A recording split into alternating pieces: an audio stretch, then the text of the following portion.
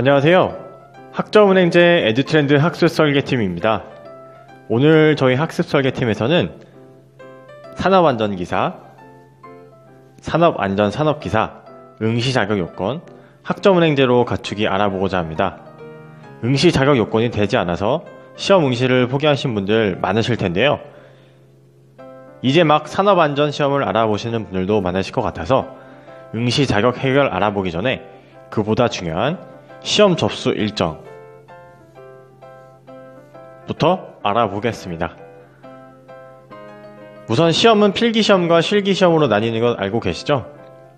필기시험 접수 기간까지 응시 자격 요건이 갖춰져야 합니다. 2019년 일정은 나오지 않았기 때문에 2018년 기준으로 살펴보겠습니다. 2019년 역시 비슷할 것입니다. 3회로 나눠서 치러집니다. 올해 1회차는 필기 원서 접수예요. 2018년 2월 2일부터 2월 8일까지, 2회차는 3월 30일부터 4월 5일까지, 3회차는 7월 20일부터 26일까지 였습니다. 다시 한번 강조하면 시험이 언제 치러지는 것보다 원서 접수, 시험 접수 일이 언제인지 알아보는 것이 핵심입니다. 자, 그럼 이제 본격적으로 산업안전기사, 산업안전산업기사, 응시자격요건에 대해서 알아보겠습니다. 오타가 있는데 죄송합니다. 기사시험이 산업기사 시험보다 더 어려운 시험인 것은 알고 계시죠? 따라서 응시자격요건이 더 까다롭습니다. 산업안전산업기사의 경우 크게 4가지로 응시자격요건을 볼 수 있겠습니다. 첫 번째, 동일분야 산업기사, 설비, 기계, 전자 관련된 것들은 다 해당됩니다. 두 번째, 기능사, 관련 기능사 보유하고 관련 경력 1년 보유자. 세 번째, 관련 학과 전문대 졸업 예정자.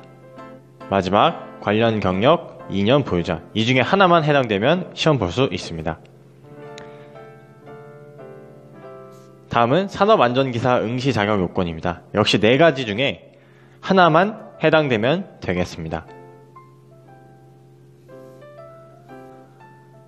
각 3번에 줄을 친 이유는 이를 활용해서 학점은행제를 통해 응시자격요건을 갖출 수 있기 때문인데요. 자, 그러면 관련 학과 기준이란 무엇인지 한번 살펴보겠습니다. 어디 제대로 나와있지도 않고 사실 가장 애매한 기준입니다. 그래서 살펴보았더니 아래와 같은 학과들이 인정됩니다. 그런데 이 중에서 눈에 띄는 학과가 있습니다. 경영회계사무 중 생산관리 직무 분야와 관련된 학과. 바로 이것을 활용해서 비교적 쉽게 학점은행제를 통해서 응시자격요건을 갖출 수 있겠습니다. 그러면 이제 오늘의 핵심, 학점은행제를 통해 어떻게 산업안전기사, 산업안전산업기사 응시자격요건을 갖출 수 있는지 알아보겠습니다. 학생들이 학점은행제를 찾는 이유는 관련 직무 경력이 없고 관련 학과를 졸업하지 않았기 때문입니다. 이런 학생들의 경우 학점은행제 관련 학과로 입학하면 되는데요. 앞서 언급했던 경영회계사무 중 생산관리 직무 분야로 입학하면 되겠습니다. 학점은행제는 학년 구분이 아닌 학점으로 응시자격요건을 채워야 하는데요. 산업기사는 41학점, 기사는 106학점입니다.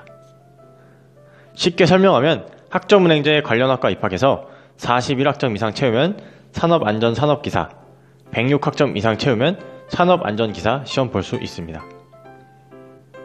자, 그런데 학점은행제를 좀 더 센스있게 활용하면 꼭 41학점을 채우지 않아도 됩니다.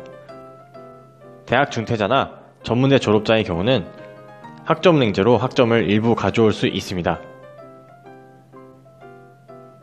따라서 학생별로 다르지만 최소 18학점 이상 이수하면 되겠습니다.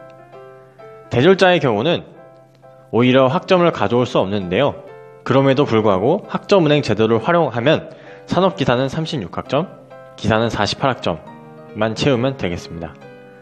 여기서 고졸자는 왜 빼냐고 물으실 것 같은데 맨 처음에 언급해 드린 것이 고졸자에 해당되겠습니다. 자, 오늘 국가기술 자격증, 산업안전산업기사, 산업안전기사, 학점은행제로 응시 자격 갖추기 알아보았습니다. 최대한 쉽고 압축적으로 설명 도와드리고자 노력했는데요. 처음 접하시는 분들이었다면 어려운 내용이실 수도 있을 것 같습니다. 걱정하지 마시고 하단에 전화번호 혹은 카카오톡 플러스 친구에서 에듀트렌드를 검색해서 카톡 문의 주시면 되겠습니다. 시청해주셔서 감사합니다.